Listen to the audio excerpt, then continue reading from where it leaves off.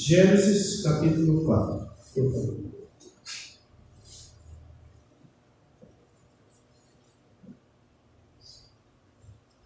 Verso 25. Nós vamos ler alguns textos de Gênesis e do Novo Testamento.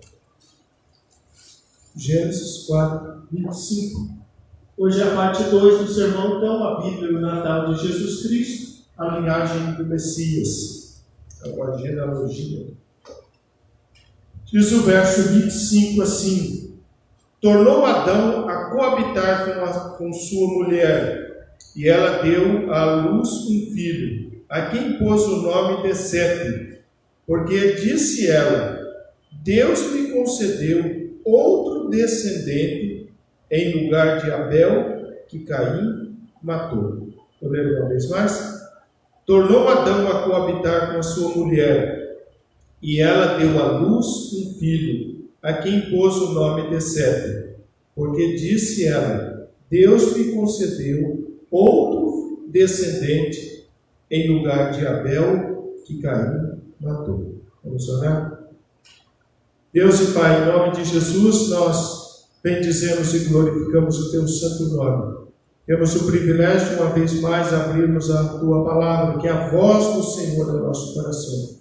Que a Tua palavra encontre o nosso coração, um coração aquietado na Tua presença. Um coração que se jubila diante do Senhor, mas é aquietado diante das adversidades e contrariedades deste mundo tenebroso. Ajudai-nos por Tua graça, Pai, que possamos ouvir a voz do Senhor, a voz do Teu Espírito nesta noite. Em nome de Jesus. Amém. Então, eu disse para os irmãos que eu vou pregar durante esse mês, falar sobre Natal. Então, o tema é a Bíblia e o Natal. Parte 2, a linhagem do Messias, ou a linhagem de Jesus, a genealogia de Jesus.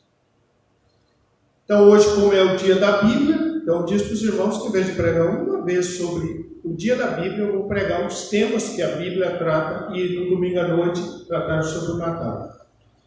Na minha vida cristã, já convertido, eu tive 2 momentos da minha vida em relação ao Natal.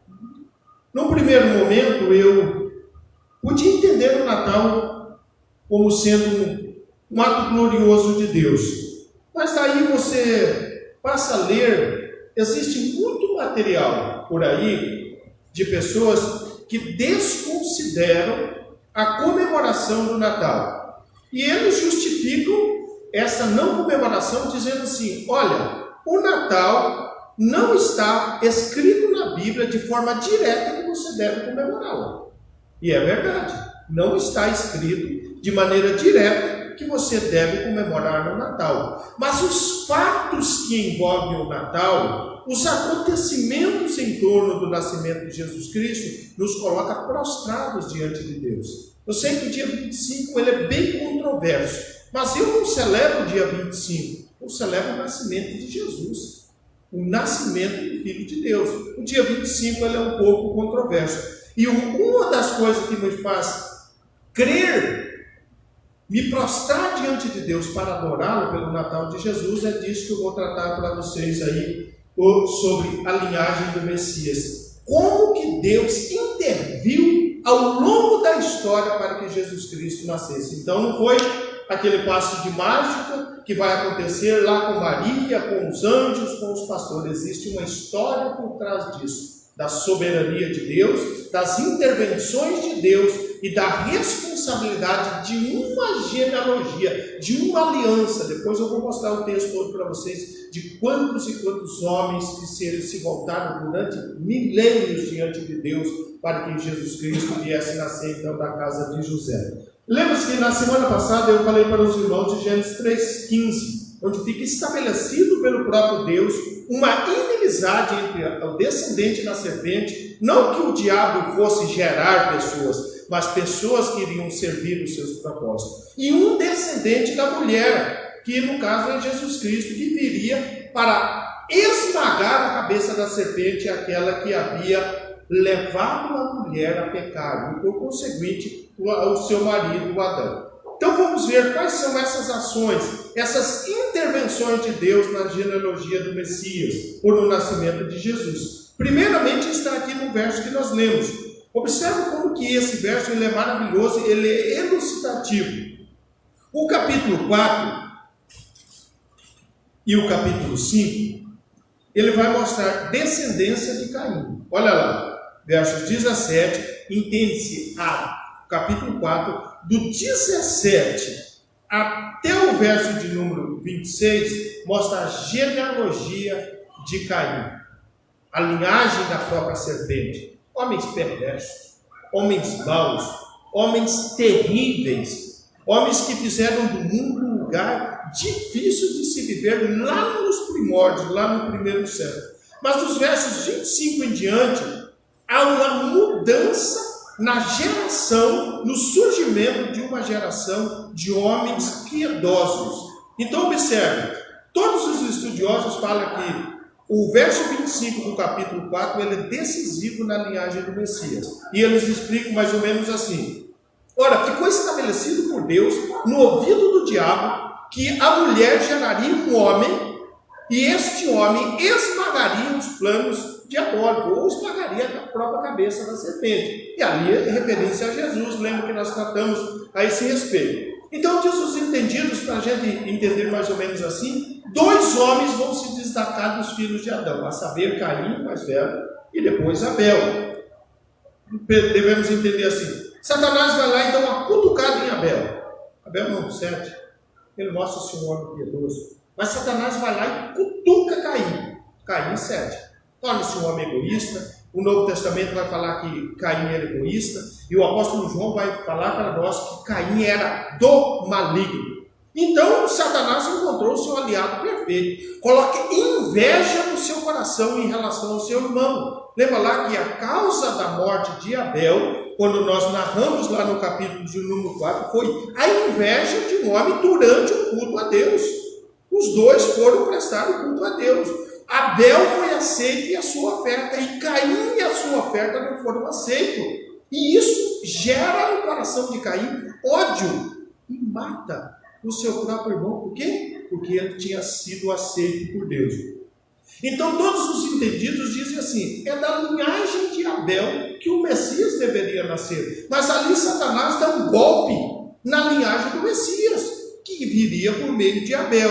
Então os entendidos dizem assim, que quando acontece a morte de Abel, o lar de Adão ele se desestrutura. Por quê? Porque morre um filho e o outro aparta-se da casa. Apesar de ser quem era, mas há uma desestruturação no lar de Caim. O pecado de Adão, por causa de Caim, da sua ação em relação ao seu irmão e em relação a si mesmo. Então esse tempo de luto e de dor, por isso que o verso 25 diz: tornou Adão, tornou o homem a coabitar com a sua mulher. Por quê? Porque a ordem de Deus, lá em Gênesis capítulo 1, é que eles deveriam se multiplicar e encher a terra. Então todos os entendidos, inclusive Calvino, diz assim, que possivelmente, por um tempo de luto, Adão não se deitou com Eva. Eles perderam por um tempo a esperança da própria vida. E aí então acontece esse fato: Adão deita-se com Eva. Há uma tradução que diz assim: tornou Adão, ou conheceu de novo Adão Eva. Aquela mesma palavra lá do Novo Testamento que fala que enquanto Jesus Cristo nasceu, José não conheceu Maria. Ou seja, não teve intimidade com ela. Mas o texto diz que eles tiveram intimidade. E diz que Eva concebeu e deu à luz a um filho. E aí ela se destaca entre as poucas mulheres da Bíblia que nomeiam um filho. E ela diz assim, ela toma o seu filho nos braços e coloca o nome de Sete. Esta palavra, esse nome Sete, pode ter 2 significados. Primeiramente, compensação, restituição. Por quê? Por causa das palavras que ela diz. Ela diz assim: Deus me concedeu outro descendente. Olha como é que ela usa a palavra. É a mesma palavra descendente lá de Gênesis capítulo 15. Então Eva faz uma leitura da história da redenção em relação a Abel e Sete, que havia nascido de maneira perfeita. E ela diz assim, por isso que ela coloca esse nome nele de Sete, que pode ser tanto estabelecido, o oposto de Caim, que foi um apóstata.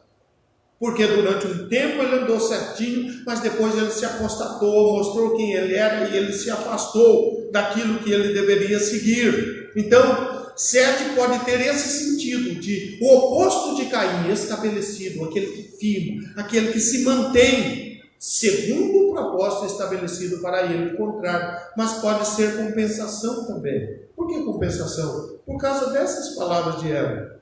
Ela diz assim, Deus me concebeu, observe essa expressão, Deus me concebeu outro descendente em lugar de Abel que Caim matou. Eva ouviu lá no Éden a palavra de Deus, a serpente. E Eva sabia que ela fazia parte de mulheres que gerariam um Salvador, que a redimiria de sua culpa e de seu pecado. Então, quando ela toma Sete nos braços e ela nomeia, ou seja, ela dá um nome a ele de estabelecido ou de compensação. E ela explica por quê. Porque Deus me concedeu a primeira intervenção de Deus na genealogia do Messias. É fazer um casal sair do seu estado de luto, do seu estado de dor, do seu estado de desesperança, crer novamente na vida. Crer novamente que poderiam ser um instrumento de Deus no surgimento do Messias. Por isso que é usada esta palavra tornou, ou voltou Adão a ter intimidade com a sua mulher. Era uma maneira deles dizer, nós temos esperança de que Deus não nos deixará assim. Observe que essa expressão e esses nomes, todas as palavras usadas por Eva, é de alguém que acreditaria que Deus faria por meio dela nascer uma geração de homens piedosos. Exatamente o oposto daquilo que um dia Caim foi. Um apóstata e um homem que não se firmou, ou seja, não se estabeleceu ao longo da vida. Esta compensação, esse Sete, era aquele do qual o Messias vai nascer. Depois eu vou mostrar para vocês lá no Novo Testamento. Irmãos, os homens agiram nas gerações em que nasceram o Messias. É uma ação de Deus, mas é uma ação do homem. Homens piedosos surgiram, justos surgiram. Hoje eu vou mostrar a genealogia para vocês de Jesus. Segundo esse texto narrado por Lucas no capítulo 3, vocês vão perceber quantas gerações, quantos homens se manteram na linhagem, assim como Sete, daqueles dos quais Deus usa como instrumento. Mas sempre foi Deus quem fez a história acontecer. Então, o Natel, ele não é um passo de mágica, ele foi construído na história. E nos mostra claramente a intervenção de Deus para o surgimento do Messias. Desta maneira, quando lemos esse texto e vemos a intervenção de Deus, temos que ver no Natal de Jesus Cristo como sendo o ápice de séculos de ações divinas para que ele pudesse acontecer. Então, o que nós vimos aqui, nessa primeira parte? Por intervenção de Deus, a linhagem do Messias é reiniciada. Por quê? Porque ela foi interrompida quando Abel morreu. Próximo texto, abra comigo aí agora em Gênesis capítulo 11, no mesmo livro de Gênesis, capítulo de número 11.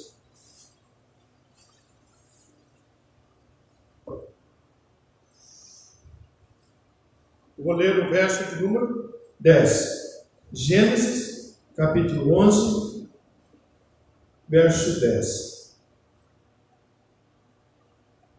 Diz assim: são estas as gerações de Sem. Noé teve 3 filhos, lembra lá? Sem, Cã e Jafé. São essas gerações de Sem.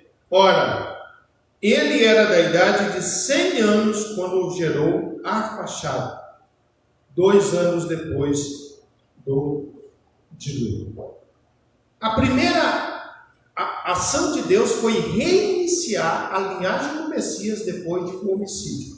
que é no caso Sete no lugar de Abel. A segunda, ele preserva uma família que tinha 3 filhos, Sem, Cã e Jafé. Mas somente de uma dessas famílias vai nascer o Messias, que é a família de Sem. Nós sabemos que depois que nasce lá Gênesis capítulo 5, a descendência de Adão, o capítulo 6 abre dizendo assim: vendo os filhos de Deus, as filhas dos homens, ou seja, os descendentes de Sete, viram os descendentes de Caim e observaram que elas eram mulheres bonitas, elas eram mulheres formosas. E eles fazem o quê? Eles se casam com elas. Eles misturam as duas linhagens, a linhagem da serpente e a linhagem do Messias. Passa a ser misturada. E por isso que, se você seguir lendo Gênesis capítulo 3, é a causa do dilúvio. Mistura-se homens piedosos com homens maus. Gera uma geração de homens valentes ou gigantes, mas a ideia é homens valentes, valorosos, mas eram homens ímpios. Eram homens cujo comportamento e cuja atitude tornou o mundo um lugar impossível de se viver. E diz que Deus, quando olha aquilo, diz que do coração de Deus está entristecido e aborrecido. E diz assim: Deus se arrepende de ter criado o homem e resolve eliminar o homem da face da terra. E nesse miolo ali, vai daqueles que faziam parte tanto de Sete como de Caim, porque eles estavam tudo misturado, criou uma miscigenação e o mal prevaleceu. Mas diz a Bíblia que Deus viu um homem em sua família, Noé, e nós sabemos a causa do dilúvio. E diz assim: eu vou estabelecer uma aliança. Ele estabelece uma aliança com Noé, mas visando a pessoa de Sem, porque Cã vai ser pai dos cananeus, homens terríveis, que vão ser laços e perseguidores dos descendentes de seu irmão Sem. Basta você olhar a história dos cananeus e você vai perceber que é a história de homens maus, idólatras, pagãos. E eles são descendentes também de Noé. Mas Deus estava de olho neste homem aqui, neste homem chamado Sete. Dele nasceria a descendência do Messias. Então, por isso que Gênesis capítulo 11, verso 10, depois que passa todo o dilúvio, ela não coloca a genealogia dos demais. Coloca os descendentes dos filhos de Noé, mas daí o capítulo 11 coloca os descendentes somente de Sem. Por quê? Porque é da família de Sem, da descendência de Sem, que o Messias vai nascer. Olha lá, abre comigo lá no Evangelho de Lucas, no Novo Testamento, Evangelho de Lucas, capítulo 3, embora lá está em ordem decrescente, tá, irmão? Eu vou ler para vocês de trás para frente, porque Lucas coloca de trás para frente a sua genealogia, porque ele quer pegar do momento de sua história, do momento da história de José, e até Deus, ou até Adão. Lucas capítulo 3. Eu vou ler apenas o verso número 36, mas toda a genealogia está no verso número 23. E você tem aí o tema genealogia, ou a linhagem de Cristo.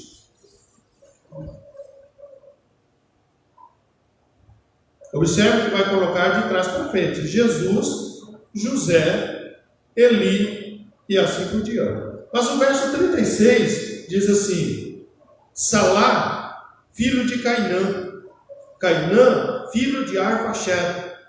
Viu que eu acabei de ler ali com vocês, lá em Gênesis capítulo 11, verso 10. Arfaxad, filho de Sem, este filho de Noé, que era filho de Lamé. Observe lá, o que nós vemos então como segunda intervenção de Deus? É que Deus preservou uma família inteira para considerar a descendência de um homem. Quem é esse homem? A descendência de Sem. Então, a segunda ação de Deus na linhagem do Messias, a primeira é reiniciar, a segunda é preservar. Ele preserva uma família na qual, não diretamente de Noé, porque Noé já tinha gerado os seus filhos. Isso tem a ver com a geração de um de seus filhos, a saber, Sem. E é por isso que lá Lucas, colocando de trás para frente, se observa que o verso 38 vai levar de Adão, Sete, Adão e até Deus. Então, por isso que eu disse para vocês, aqui está na ordem inversa. Começa em Jesus Cristo e vai chegar até Deus, passando por todos os descendentes. Então, a segunda ação de Deus,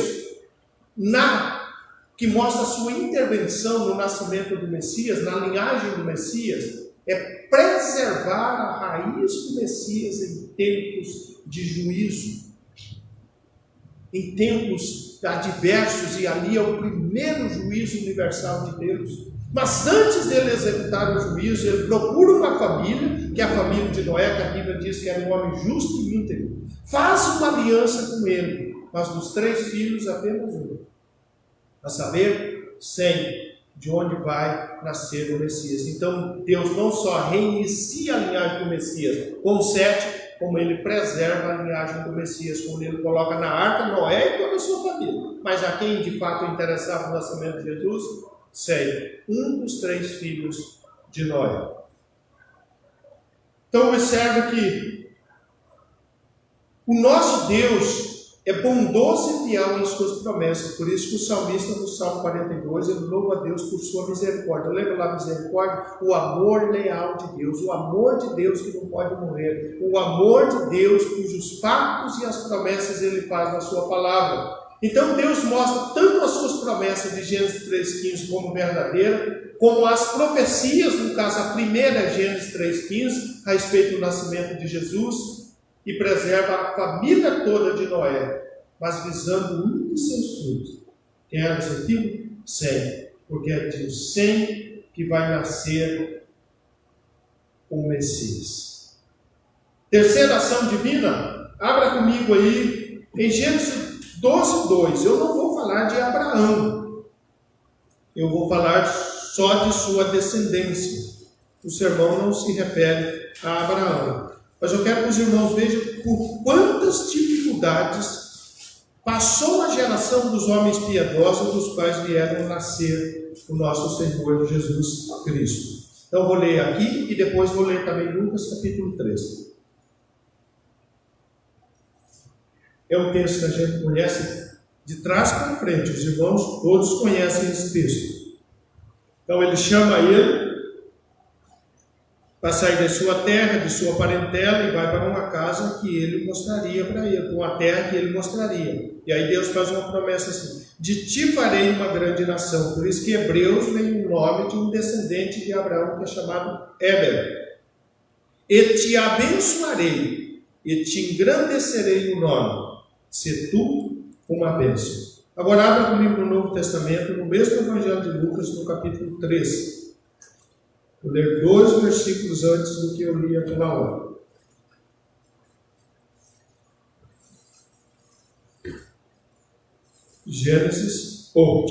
Lucas, capítulo 3, verso de número 34.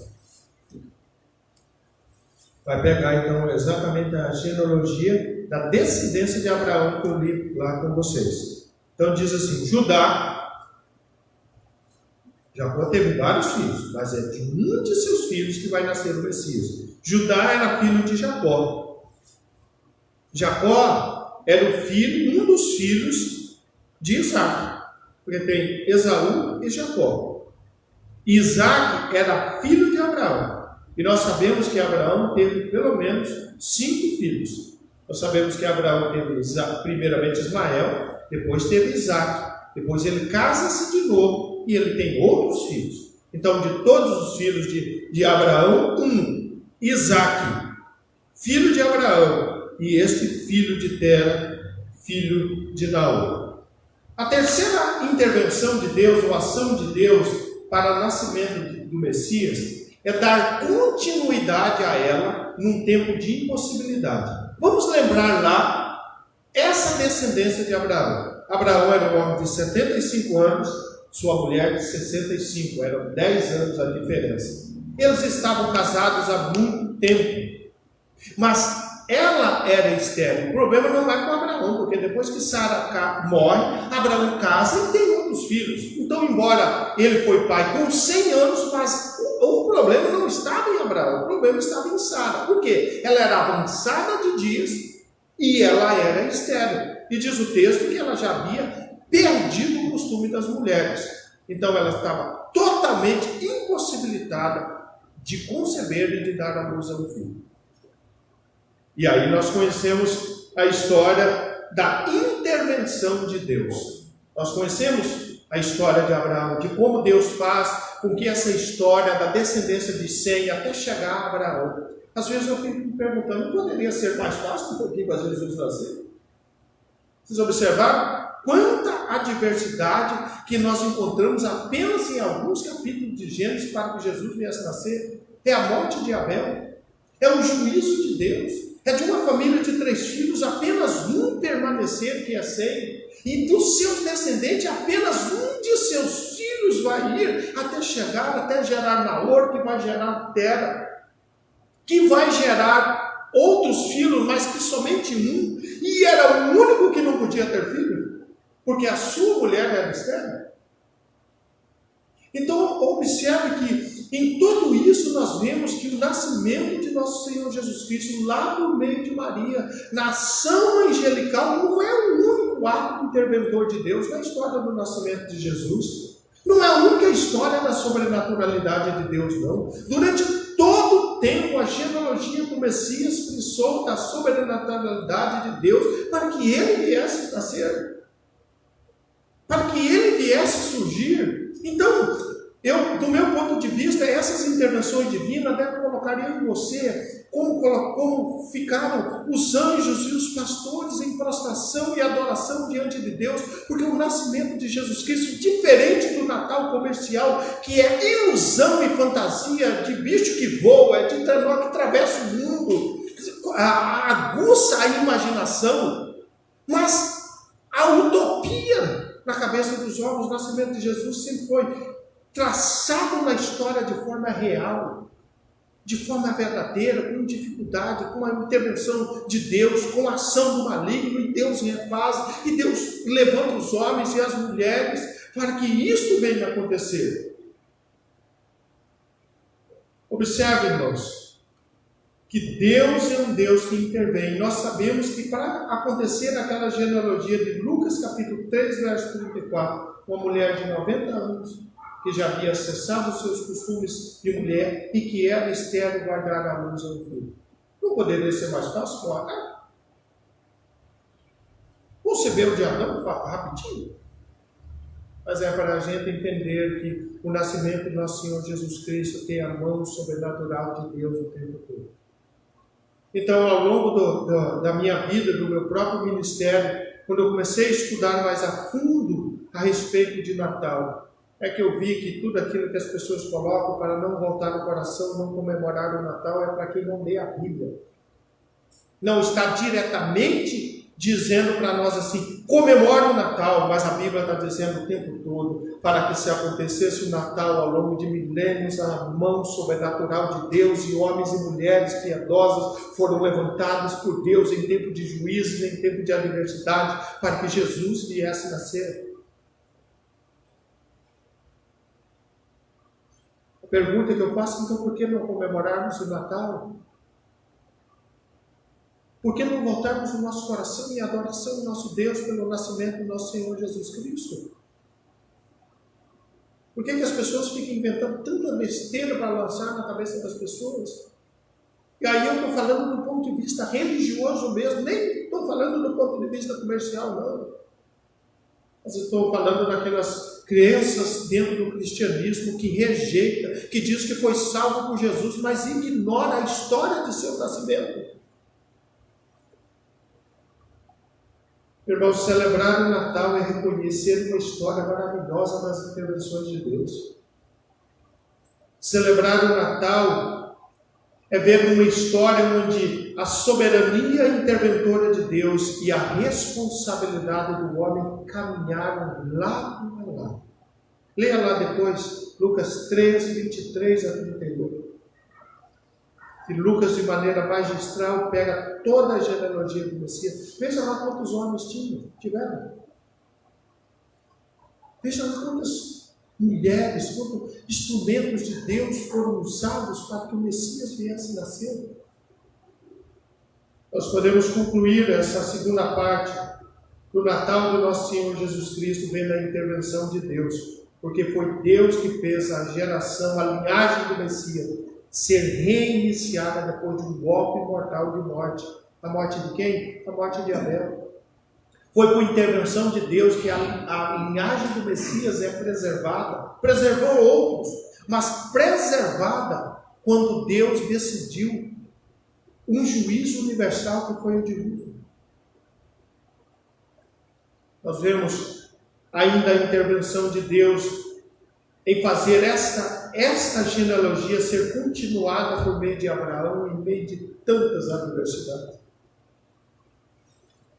E se eu seguisse lendo com vocês a história do nascimento dos homens, você pega aí a história de Isaac, você pega a história de Jacó, você pega a história de Judá, você pega a história, quantas adversidades passam na genealogia do Messias.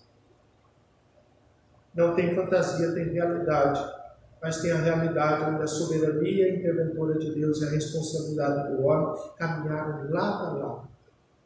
Para que nós pudéssemos ler esse texto maravilhoso que lemos aqui durante a liturgia desse culto, onde os anjos e os pastores estão glorificando a Deus pelo nascimento de Jesus. Porque eles se entendiam o que significava o Messias nascer. Vamos orar? Eu não sei como é que é na sua casa, na sua família, o Natal. Não sei o que é central. Uma boa comida, se haver possibilidade, acredito que deve fazer sim um bom banquete. Afinal, é uma celebração. Mas nem sempre isso é possível. Durante uma boa parte da minha vida e da minha família, nós não comemoramos o Natal, porque lembrar do Natal é lembrar daqueles que se foram, aqueles que não estavam mais conosco à mesa, e doía bastante no coração. Então, grande parte dos natais da minha vida eu passei eles bêbado, porque eu queria apagar a lembrança de pessoas que amei e que não estavam lá comigo mais à mesa. Mas depois de ler a Bíblia e observar que Natal tem a ver com família reunida, sim, mas Natal tem a ver com família reunida na esperança de Jesus. E a família nunca será a mesma, ela sempre vai mudar, às vezes com mais ou menos pessoas, os que partem e os que chegam. Assim que é feita a história de uma família. Ó Deus e Pai, em nome de Jesus, que maravilhoso é lermos a Tua Palavra. Maravilhoso é vermos a história reiniciada da linhagem do Messias em Eva. Depois de seu tempo de dor, de adversidade, de luto, de ver um de seus próprios filhos assassinando o outro. Aquele em que estava por meio dele prometido o nascimento do Messias. Mas graças te dou, Senhor, porque o Senhor persuadiu o coração de Adão e Eva a crerem que geraria uma semente do Messias. E aí nasce certo por tua intervenção, mas porque os homens entenderam os teus planos. Ó Deus, quando o Senhor preservou o mundo, tua palavra nos diz que fez perecer o mundo nos seus dias, mas o Senhor preservou a família de Noé, e dentro da família de Noé, Sem, em quem estava destinado a ser um dos geradores das gerações que viriam até chegar ao Messias Jesus. No tempo de Abraão e de sua família, Pai, o tempo onde as impossibilidades estavam neles mesmos, aí já não era no mundo, mas era neles mesmos, onde a sua esposa não podia ter filho. Mas o Senhor mostra-nos que ali teve a sua mão interventora. Deus, glorificado seja o teu santo nome, porque o Senhor é bom, porque a sua misericórdia dura para sempre, porque podemos cantar como cantaram os anjos, glorificar o Senhor como glorificaram os pastores, porque o Natal, sim, o nascimento de Jesus, sim, é uma obra interventora, é uma obra onde do começo ao fim é por meio da intervenção do Senhor. Graças te damos, Senhor, e glorificamos o teu santo nome. Ajude-nos, Senhor, que nós em família às vezes mais pessoas e às vezes menos pessoas, mas voltarmos para o Natal com a mesma alegria, porque lembra do nascimento de nosso Senhor e Salvador Jesus Cristo. Em nome de Jesus. Amém. Amém. Vamos ficar de pé? E você aí que assistiu aí a pregação, que essa palavra tenha falado no seu coração, no seu voto, no seu coração e da sua família, para lembrar de Jesus. Nossa família, ela muda ao longo das décadas, ao longo dos anos. Uns chegam e outros param, mas isso faz parte da vida enquanto estamos nesse mundo. Então volte, concentre o seu coração e da sua família na pessoa de Jesus. Pai, em nome de Jesus, nós clamamos ao Senhor pelas famílias que estão aqui representadas, que têm um tempo de mudança, às vezes filhos que casam, filhos que vão para longe, e tem aqueles que partem para estar com o Senhor. Ó Deus e Pai, em nome de Jesus, não deixe que a ausência dele ou deles cause tristeza em nosso coração, mas que devemos lembrar deles com aquele lembrar alegre de como era maravilhosa, em torno da mesa, nós celebrarmos o Natal, onde lembramos do nascimento do teu Filho Jesus Cristo. Ser com cada família, Deus, presente aqui que ouviu a tua palavra, e aqueles que ficaram em seus lares também, e acompanham por meio do recurso da tecnologia, que a tua palavra fale aos corações deles, com a mesma intensidade, de que o Natal é o tempo de celebrarmos a intervenção do Senhor, para que o Messias viesse nascer. Ó Deus, dai-nos a tua bênção, com a semana de paz na tua presença, em nome de Jesus. Amém. Amém. Amém. Deus os abençoe, irmãos. Uma boa noite, uma boa semana a todos.